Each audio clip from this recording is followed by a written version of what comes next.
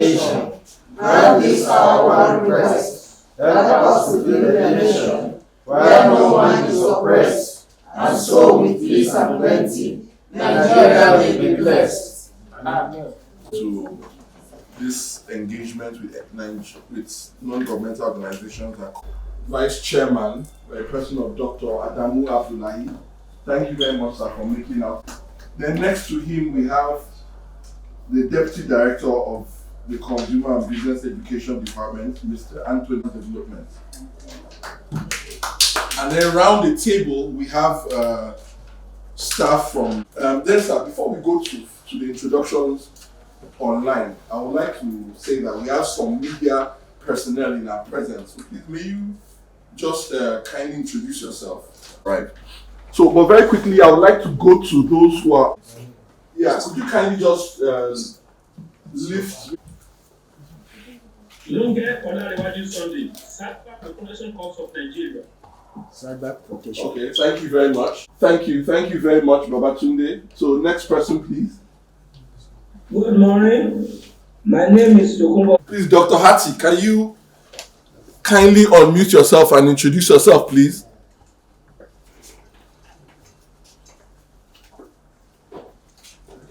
Yourselves. Good morning. My name is Tafania. Thank you very much, sir. Thank you very much. Please, who next? Who next? Yes, you may proceed.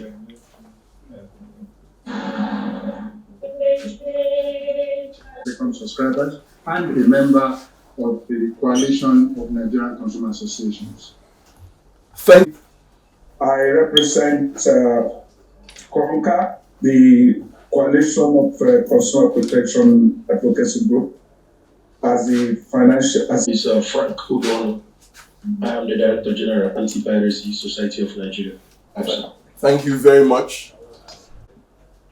My name is Gani Aturaji, and I represent Consumer Advocacy Foundation of Nigeria, CAFON. Also, consumer protection underscore the critical need of collective action to ensure fair competition and safeguard consumer rights. In an era where market dynamics are rapidly evolving, the role of non-governmental organizations, NGOs, and consumer protection, CPGs, has never been more vital. Your dedication to advocating for consumers and promoting ethical business practices is commendable.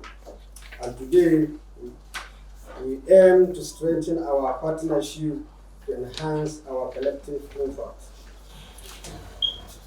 The objective of this webinar is to foster a robust dialogue on how we can work together to create a competitive marketplace that prioritize consumers' welfare, collaboration between NGOs and CPGs, and regulatory bodies is essential to address the challenges we face, from misinformation and unethical practices to ensuring that consumers are well informed and protected. Our discussion will cover a range of topics including strategies for effective consumer education and awareness campaign, innovative approach to promoting their competition in the marketplace, best practices of handling consumer complaints and resolving disputes. By the end of this program, I hope we will have developed actionable insights and roadmap for enhanced collaboration. Together, we can build a more transparent, fair, and consumer-friendly market environment. I encourage you all to actively participate, share your experiences, and propose solutions that can drive our collective mission forward. Let us see this opportunity to enforce our commitment to consumer protection and fair competition. Thank you for your dedication and for being here today. I look forward to a productive and engaging webinar. So I want to assure you, the NGOs, that the consumer and business education is ever ready to collaborate with you and to work with you to ensure that consumer is protected, are protected. So it is our responsibility of the department to encourage the formation of consumer-related NGOs and consumer protection groups. So thank you and God bless you. Thank you. In the Nigerian marketplace, the Federal Competition and Consumer Protection Commission is Nigeria's leading competition and consumer protection agency. Established under the Federal Competition and Consumer Protection Act 2018, the Act repealed the Consumer Protection Act (CAP) C25 laws of the Federation of Nigeria 2004 and established the Federal Competition and Consumer Protection Commission and the Competition and Consumer Protection Tribunal for the development and promotion of fair, efficient, and competitive markets in the Nigerian economy, in order to facilitate access to safe products for all citizens and secure the protection of rights for all Nigerian consumers. The FCCPC reviews all mergers and business combinations to ensure that they do not impede or distort the market. To effectively carry out this function, the Commission established the Mergers and Acquisition Unit and developed an electronic merger notification portal to keep up with emerging global trends, provide notifying parties with the convenience of virtual filings, and reduce the risk of travel to the Commission's headquarters. Over the years, more than 250 mergers and acquisitions have been reviewed. The FCCPA 2018 empowers the Commission to take legal action against any corporation or individual that violates the rights of consumers in Nigeria. Armed with legal authority and an unflinching resolve, the surveillance and investigation teams are on the front lines combating cartels, price-fixing schemes, and counterfeit goods. Beyond enforcement, the FCCPC is committed to proactive advocacy, providing consumers with information and fostering a culture of fair competition. Through workshops, seminars, and outreach programs, the FCCPC is building a more knowledgeable and informed consumer base. The satisfaction and safety of the Nigerian consumer is very important. The Commission is thereby committed to a nationwide quality assessment of products and services through inputs into national and international standards, sampling, analysis, investigation, process auditing, and the development and issuance of guidelines, standard operating procedures, SOPs, that ensure products, services, and processes are of good quality, are safe, and meet with consumer expectations while providing value for money. The FCCPC's mandate allows it to collaborate with non-governmental organizations that are focused on consumer protection by supporting various activities such as consumer advisories, research, advocacy, legal representation, dispute settlement, and participation in relevant events. Accredited consumer protection groups can, individually or collectively, act on behalf of consumers, intervene on certain crucial matters, and where necessary, escalate lingering concerns to the FCCPC. Our collaboration going on within NGO called is a compact. We are coming together as consumer protection organizations, coming together in one body, in one voice, so that we can easily relate with our FCCPC and take those policy decisions and how to really save the consumer, as it were, down to the grassroots. So I think that would be a good one. But having worked with FCCPC, but I think it has been so fruitful that we've seen some effect of it, but it will be better if we can deepen it more. The essence of collaborating with FCCPC is to join force to galvanize our efforts to achieve the goal of sensitizing the people, the consumers especially, in our own aspect of food safety and hygiene, to sensitize them and, if need be, to put some enforcement and inspection and monitoring in place to checkmate their activities. The volunteers that are advocating for consumer protection must also wake up, because it's not left for the consumers alone, because all of us are consumers. Now, schools can now be brought into the fora so that we can now have school sensitization program. That is where our own NGO now will now begin to launch more interest to working with FCCPC. Even before then, we'll be working on several sensitization at the rural level in Kogi, Nasarawa, and FCT. But now we have to intensify to talk more and engage more. To obtain accreditation, a consumer protection group must first and foremost serve the interests of consumers, align with the FCCPC's objectives, and actively promote consumer welfare. The FCCPC can impose reasonable conditions for accreditation and monitor the effectiveness of accredited groups to ensure they contribute to consumer protection goals. NGOs are very, very important to us, and we even have ones that are really interested in consumer protection. So those ones, as well as all the NGOs in all the other fields, are people that we have always worked with. They also add value to our work because we are the shoe with no white pitches. They have been public, they have been well around, they have operated within some of the values that we have not.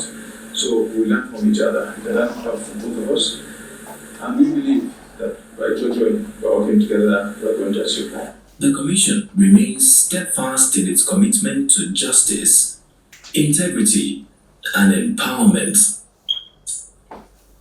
Together, let us build a marketplace where fairness prevails and every consumer's voice is heard.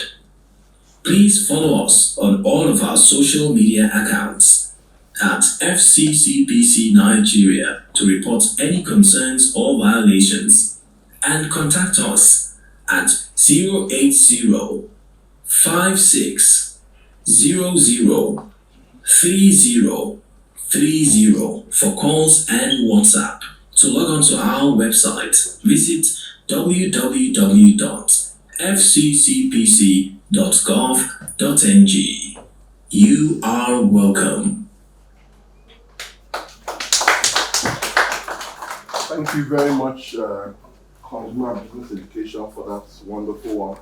We organize this webinar so we can talk to each other, understand each other, and know where the problems are and try to sort them out. Yes, we may have all sorts of complaints regarding some organizations feeling as if we are not forthcoming. But we keep encouraging all NGOs, all CPGs to come and register with us in FCCPC. That way, we have an MOU and contract. That way, there is that understanding. And from all the advice that we have getting from you, and also the wordings that we have had from the people that commented on the document, we have seen that working with us has given them the impetus and the belief in our capabilities. We believe that once we work with the Federal Commission and the Competition Commission, you are in good hands, and we know that we follow each complaint with respect to completion, and we follow all these rules. We follow the rules of engagement and what we're supposed to do. We look at issues that can be resolved amicably between parties and make sure that through that we go ahead and do what we're supposed to do. NGOs and CPGs are naturally partners in progress in the work that we do. Advocacy is a very important aspect of our job, and people don't even know we exist unless and of course we partner with you And you are the ones who are the grassroots, you are the ones who work with the people, you are the ones who people know and complain to. So please feel free to carry us along, let us work together, and let us make things work for the betterment of Nigerians. You see, the number of complaints we receive here is something that we're not very happy about, because of the simple fact that if things are going on properly, then there won't be any complaints. But then it also follows that if you get the more number of complaints you get, means that people have confidence in your ability to resolve those complaints. So it's a double-edged sword.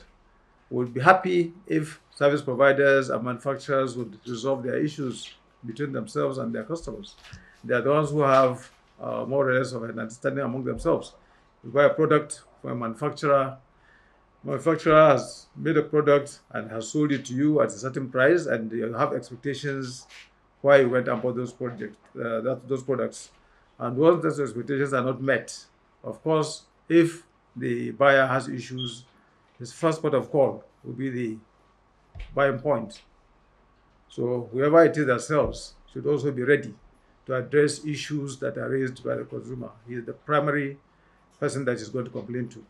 If it's a service you provide, of course, it is to you that the complaint should come to first before any sector regulator or even the FCCPC comes into it.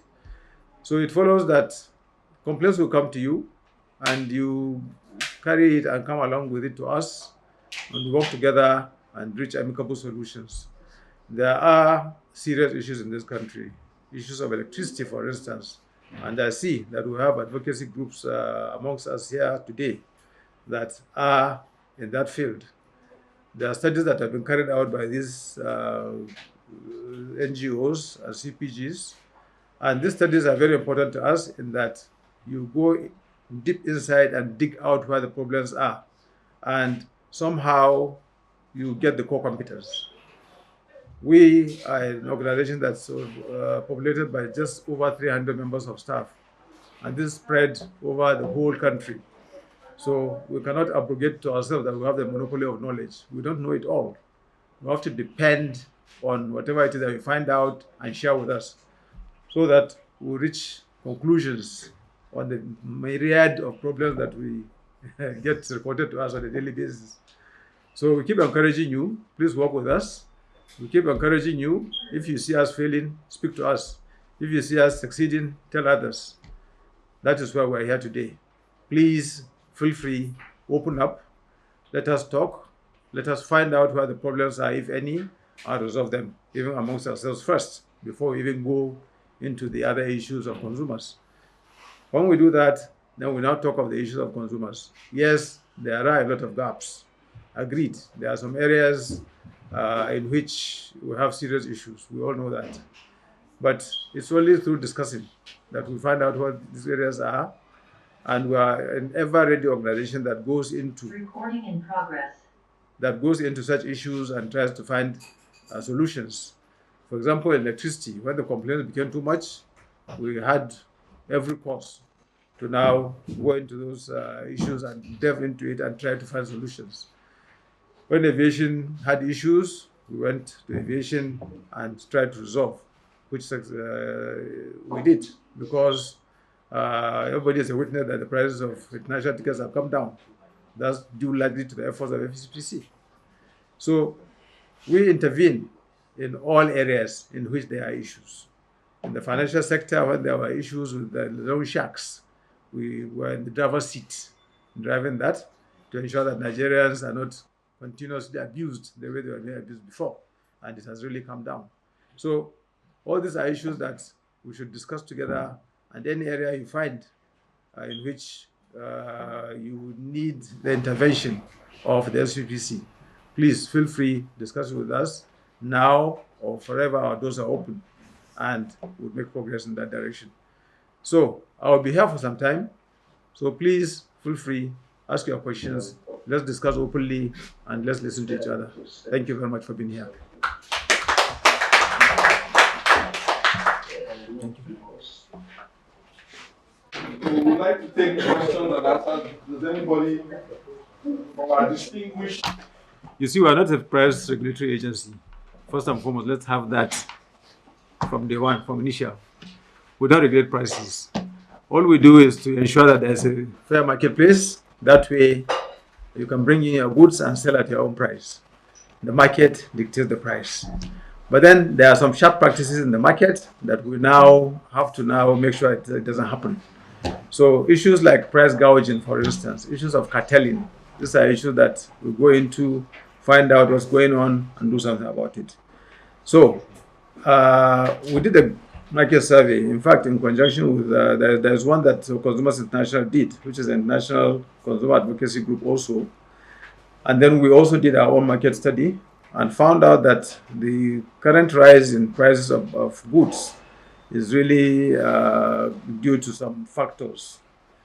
Can I go through them one after the other for your interest then? Number one, if you carry a trailer load of goods, for instance, from Yobe, you want to take them to Port Harcourt or Lagos. Along the way, you have to put aside 300,000 or more.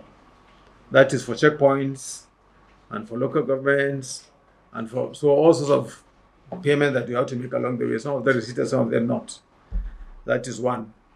Secondly, the vehicles themselves are all dilapidated, and along the way you may have breakdowns. God help you if you are carrying tomatoes, for instance, which is a perishable item, and you lose that whole trailer load, or even if it's a bus load. What happens is that, of course, the next batch of tomatoes you take would now have into consideration that loss that you made earlier.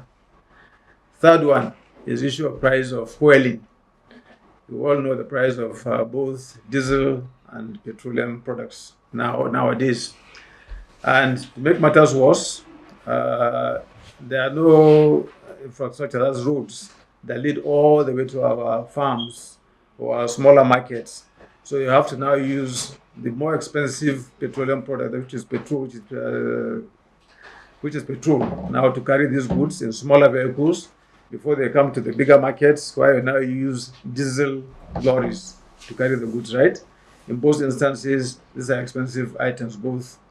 So government is doing something about that, in that when CNG comes into effect, you are going to save at least 60% on the cost of fueling for the vehicles. That will bring down prices.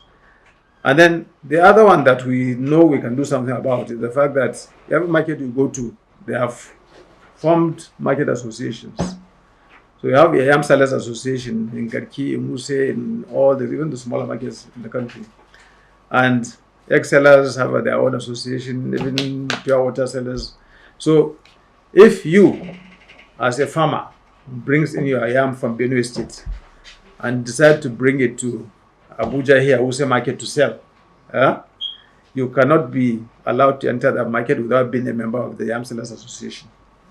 So that means they prevent entry into the market. That doesn't make it a market anymore, does it? Since a marketplace is an open place that everybody will come and display his wares and sell. So these associations have more or less formed themselves into cartels. And these cartels are the ones who are now fixing prices, in the sense that associations tell you how much a crate of egg should sell in so and so market. And all sellers of egg in that market sell at that price. But they go even beyond that, as I said earlier, in that prevention of coming to the marketplace, in that Mr. A, you bring your yam only on Mondays. Mr. B, bring yours on Tuesdays, so that the market will not be flooded with that item, so the item will not be available and the cost will come down. So they're also controlling the supply, that way controlling the price. So these are issues that we have found out and we have taken some action on, in that the last enforcement we went out on surveillance really, on the outskirts of Abuja. We called the market management. They came along with the chairman of the local government. We sat down together here and discussed and told the market management openly that you have associations in your market and this is what they are doing and it's against the law. So now open up for them. They didn't know. They didn't even know that what they are doing is against the law. We showed them what the law says, and we showed them what the sanction would be if they are caught. And we told them it's advocacy for now, but next time we go in there, we'll apply the full wrath of the law. That will help in bringing out prices of goods. But then we're an advisory body to government. Our act clearly says that. So further beyond all this, we now sit on the committees that government forms regarding these prices of food items. Most of the things you see government now considering. I saw the Honourable Minister of Agriculture only this morning posting on his X Twitter that government is considering flooding the market with most of these food items. About 250,000 metric tons, something also 21 billion. I can't remember the exact figure. So this is part of the advice we gave. If you remember when we went to the Wano market, it was part of the interview that I granted. It was part of the advice that the market, the sellers themselves gave us, that if we advise government in that direction, it will help. So we advise government, and as you can see, government is working with that advice. Also, the issue now of insecurity. Insecurity is a major issue because, unfortunately for us, the most insecure parts of the country are the food production baskets of the country. So, of course, supply will not suffer because the food will just not be there. So, government is doing its very best about security, and as we can see, things are looking up. A lot better has to be done, and it is being done. But then, it's one of the things that are also making the food prices be high. It's a very long and tedious process, and that is why it seems as if we're the only government agency that has the mandate to advise government to fix prices. And even that is for a period of 6 months, not more than 6 months. And it will be based on empirical data. That empirical data is what we have been working on. We have to have very, very convincing and sound reasons that will now convince government to fix prices. And fixing price in a deregulated economy such as ours is a very, very difficult issue and should not be taken lightly. It's not as if government doesn't want to do it, but it's just against the law, the rules of engagement. You don't run an economy that is deregulated and now decide at what prices goods are going to be sold. It's a no-no. So that's where we are. I hope that answers your question. Very well, sir. Good. Thank you very much. And other grains, really, to find out what the weights really are. We found out that the 50 kg that you buy in the market most times is like 42, 43, 45, but certainly not 50. We are not weights and measures, but we took that upon ourselves and we did it. And if we can do it in the open market, I don't believe that there is anything wrong with us doing it in the petroleum sector. Yes, there is a sector regulator. We have the Midstream Downstream Regulatory Commission, right? Which is the former PPPRA. So it is their work to really make sure that these weights and measures are right in the industry. And this is something that you have given us the information now. We looked through our records, but it will make it much easier if you give me a reminder. So a reminder that you gave us this position paper 2 years ago, in which you wrote that this is what's happening in that petroleum industry. If you can even avail us of the report again, it will help. That will now ginger us to go and meet the sector regulator, and among the two of us, we'll see what we can do in that direction. If they are not ready to do with us, we're always ready to do it by ourselves. And we'll do it and go ahead and give them a report. So thank you for the information, and we'll give you a reassurance that we're ready to work with you. Give us the information and we'll do what we're supposed to do. The iron ore investigation you saw us doing in Lagos only 2 weeks ago or so is due to information like this. An association came and gave us a report that this was what's going on in the industry. Please go and investigate. And we didn't wait for Sun, did we? There's a Standards Organization of Nigeria, but we did not wait for them. We went ahead and did what we were supposed to do. So we have the capacity, we have the will, and we have the determination. Please, Longe, feel free. Give us that information and we'll do what we're supposed to do. We assure you. Okay? Thank you. Thank you very much. Take that also. We didn't shirk our responsibility. The reason why we sealed a major supermarket in Abuja is because of such sharp practices, deceptive practices. You go to the counter or the shelf to pick an item. By the time you go to the till to pay, the prices don't tally. It's a different price altogether. And beyond that, you see what happened to the other supermarket in which they were selling expired goods, and which also had some rice that has been out of the market for the past, since 2018. So we wanted to know the source of that rise, and that investigation is still ongoing. But beyond all that, this issue that you raised of selling in foreign currency, are you really up to date? Have you not seen what happened to a Chinese supermarket that we went on surveillance after an online skit that we saw, which now led to an investigation in that direction also? Did you not find out that the supermarket sells in Chinese yuan, and even their receipt is in yuan, and their display is also in yuan? So it is against not only the FCCPC regulation, it's against the FCCB, and of course, in fact, it's against Nigerian, the constitution of Nigeria itself. We have a currency in Nigeria. Our currency is the naira. So there is no way that we would accept any other currency to be our currency of sales or whatever here. And schools that charge in dollars, the message has been very clear, at least from this government since it came into inception, that we don't charge school fees or other charges in dollars in this country. Everything must be in naira. We have explained it all. This issue of the pressure on the dollar that has kept that dollar still on the high side, and this is part of the reason that why we're having that. But again, work with us, Tokumbo, and give us the information that we need, and based on that information, we'll do what we are supposed to do. We'll go on dawn raids. We'll find out all the information that we want to find. Just go to court, get a warrant, which is our normal practice here, and go and invade the place, get all the information you need from that place, and then get evidence that this is the practice that's going on there.